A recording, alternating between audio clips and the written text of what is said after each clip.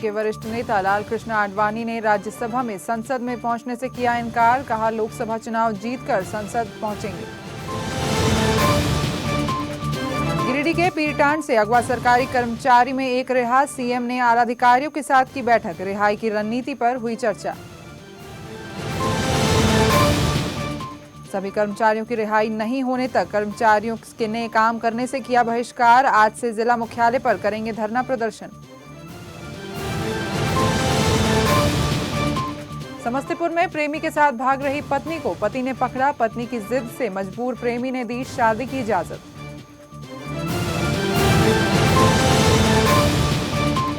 और अररिया में नाबालिग स्कूल की छात्रा से दुष्कर्म। आरोपी युवक और एक महिला गिरफ्तार। साजिश के साथ दिया गया था घटना को अंजाम।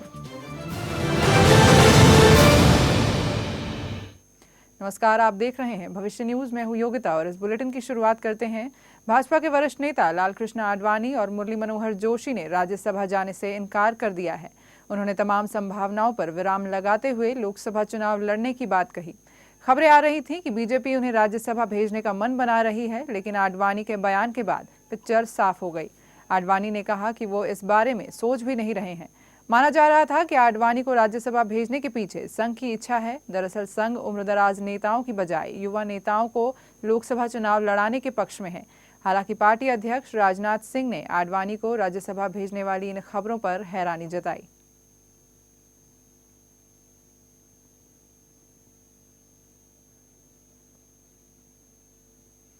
गिरिडीह के पीरटांड प्रखंड से अगवा 4 सरकारी कर्मचारियों में एक को नक्सलियों ने रिहा कर दिया है।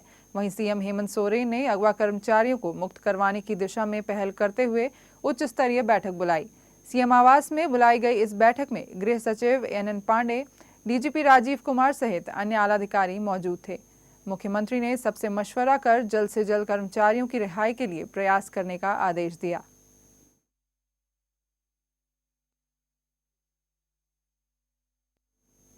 दरअसल पुलिस को अंदेशा है कि खूंखार अपराधी अजय महतो ने कर्मचारियों को अगवा किया है।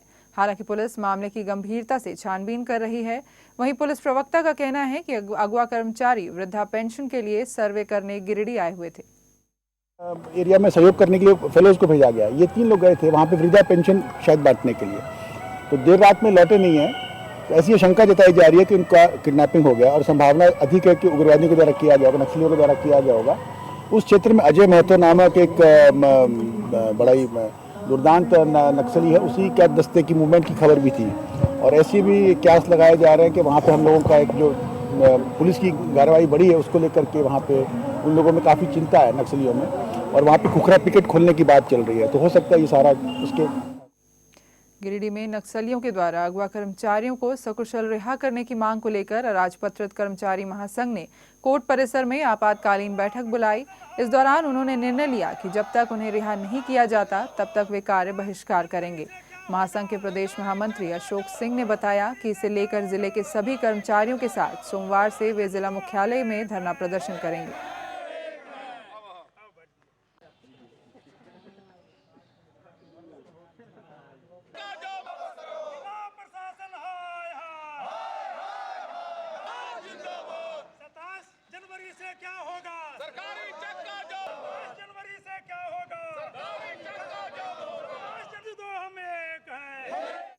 लोकसभा चुनाव के मद्देनजर सुरक्षा को लेकर पुलिस ने अपना अभियान तेज कर दिया है। इसी कड़ी में शनिवार को चाईबासा के जराकेला थाना क्षेत्र के तिरुपूसी में सर्च अभियान के दौरान भारी मात्रा में गोला बारूद, कंप्यूटर और सिंटेक्स बरामद किए गए। पुलिस इस दिशा में गहन छानबीन कर रही है। थाना अंतर्गत तिरुपूसी जगह है, वहाँ पे कल अभियान चला था। उस अभियान के क्रम में काफ़ी संख्या में आग्नेयास्त्र और गोली बारूद बरामद हुआ है। कंप्यूटर और सिंटेक्स वगैरह बरामद किया गया है। मिनी वन फैक्ट्री में काफ़ी संख्या में आग्नेयास्त्र बरामद हुआ है। लोकसभा चुनाव सर, क्या उससे पहले नक्सली सर तैयारी कर रहे हैं जिस घड़ी घटना को अंजाम देते हैं? हमारा अभियान चलता रहेगा और हम उनके हर मंसूबों को नाकाम करेंगे।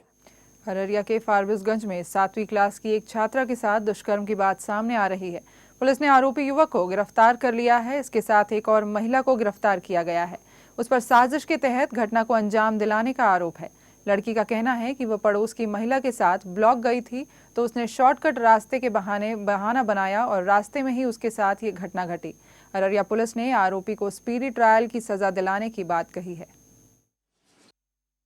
इसको इसके गांव के ही पानो देवी इसको लेकर करके आई और यहाँ पर एक लड़के से, जमशेद नाम का लड़का है जो यही रामपुर का है, इसी लड़के को किसी भी हालत में इसका गलत काम करने के लिए उसको लेकर के आकर और उसको सौंपी, रोज दिया उसको। हाँ, सौंपी। इसके बाद वो ले जाकर करके उसके साथ काम करने लगा।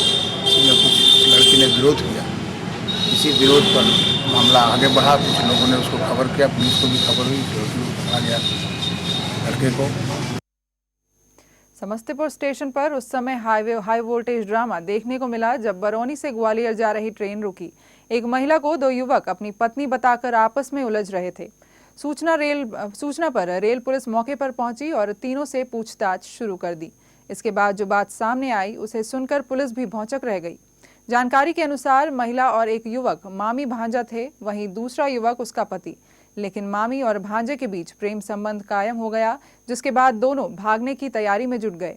इसी बीच पति उसे अपने साथ देहरादून ले जाने आया तो उसने इसकी सूचना प्रेमी को दे दी, जिसके बाद भागते हुए स्टेशन पर वो दोनों पकड़े गए। जानकारी के बाद असली पति ने जो फैसला किया उसे सुनकर सभी सन्न रह गए। पति ने पत्नी को अपनी प्रेमी के साथ शादी करने की इजाजत दे दी। मेरा शादी जनवरी में हुआ था इनके साथ। उसके बाद फिर मेरा शादी घर वाले करवा दिए उनके साथ